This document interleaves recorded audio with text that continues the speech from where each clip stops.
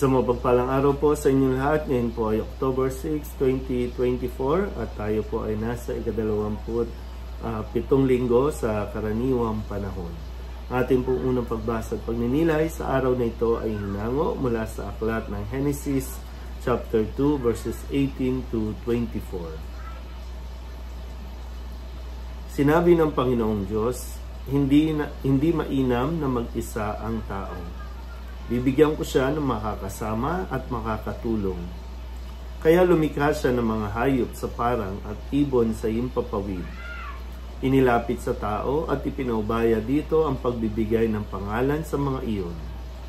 Kung ano ang kanyang itawag, iyon ang magiging pangalan nila.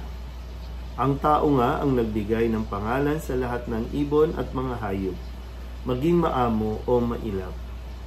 Ngunit wala isa man sa mga ito ang angkop na kasama at katulong niya, kaya't pinatulog ng Panginoon ang tao.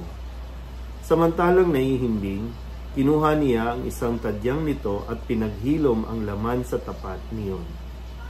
Ang tadyang na iyo'y ginawa niyang isang babae at inilapit sa lalaki. Sinabi ng lalaki, "Sa wakas, narito ang isang tulad ko, laman ng aking laman, buto ng aking buto. Babae ang siyang itatawag sa kanya, sapagkat sa lalaki nagmula siya." Ito ang dahilan kaya iniiwan ng lalaki ang kanyang ama at ina upang sumama sa kanyang asawa, sapagkat sila'y nagiging isa. Ang salita ng Diyos. Uli po, isang mapagpalang araw sa inyo pong lahat at sa pagpapatuloy po ng mga kaganapan sa ating pong lipunan. Tuloy-tuloy ang mga filing ng mga kandidato at tatakbo sa susunod na halalan. Isa po sana sa maisip natin, tingnan din kung ano ba ang pananaw ng kakandidatong ito tungkol sa usapin ng mag-asawa o sa pag-aasawa. Ito ba ay maayos ba siya bilang asawa o bilang pamilyadong tao? Mahalaga ba sa kanya ang pamilya? Ito sana isa ito sa tingnan natin. Of course, hindi naman natin dapat husgahan ng isang tao, pero malaking bahagi din ang kanya pong karanasan sa kanyang pamilya, lalo na sa kanyang buhay may asawa, kasi po pwedeng ang mga iboboto natin ngayon ay magiging isa sa mga pwede na magsusulong ng usapin tungkol sa paghihiwalay o divorce. Dahil nga ito ay isang mainit na usapin na patuloy na sinisikap ng mga naiboto na natin na dapat na protekta sa mag-asawa, pero sila mismo, dahil nga sila ay hindi masaya sa kanilang buhay pag-aasawa, kaya ninanais sila na magkaroon ng batas para sila muna ang unang makakaranas ng ganitong batas. Kasi sabi nilang kalayaan. Matatanggap na daw nila ang kalayaan. Siyempre, kasama na po dyan yung kalayaan o sa responsibilidad na mga dapat niyang panagutan. Kaya maganda po sa linggong ito, muli nating alalahanin, lalo na sa unang pagbasa, na sinabi ng Diyos na hindi mainam mag-isa ang tao. So, mayroon po mga tao na itinalaga at itinadhana ng Diyos na may kasama. Ibig sabihin, sa usapin po ito ng pag-aasawa. Kasi totoo naman, kahit naman pare, sinasabi nga natin, walang taong mabubuhay na mag-isa lamang.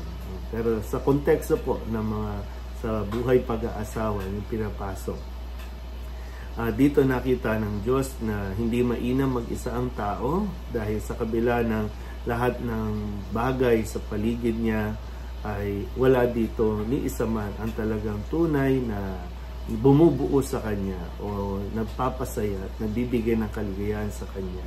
Kung kaya't naisipan ng Diyos na bigyan siya ng makakasama, makakatulong. Sabi dito, bibigyan ko siya ng makakasama at makakatulong. At doon ay nagkaroon ng babae. At sinabi, nilapit ito sa lalaki at sinabing, "Sa wakas, narito ang isang tulad ko, laman ng aking laman, buto ng aking buto. Maganda, no? Kasi baka isa sa mga nagiging problema ng mga mag-asawa ay yung nakakalimutan na nila na ang Diyos ang nagbigay nito sa kanya, no? Na magiging partner, magiging kasama. Kaya ang Diyos, pwede nga pag nilayan natin, ano ba talaga? Ang Diyos ba talaga ang pumili sa inyo o kayo lang ang pumilit na para sa isa't isa? Ipinipilit nyo lang na ngayon hindi na kayo makahinga, nahihirapan na kayo kasi nga ipinilit nyo lang. Pero dito po, no, ulit po, nasa usapin ito ng pag-aasawa. Maganda po, no, na ma-remind ulit natin sila. Kayo po, ng mga mag-asawa, kailan nyo ba uli na ipagpasalamat sa Diyos ang babae o lalaki na ibinigay sa inyo ng Diyos? Nandun pa ba tayo na araw-araw nasasabi nyo, sa wakas, narito, at salamat sa Diyos, binigay niya sa akin na makakasama, makakatuwang sa buhay, makakapagpasaya at magpapasaya sa akin.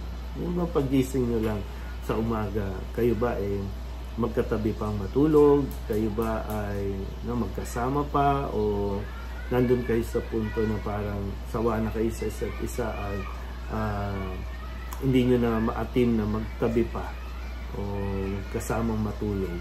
Maganda mapagnilayan po natin yan. No? Kaya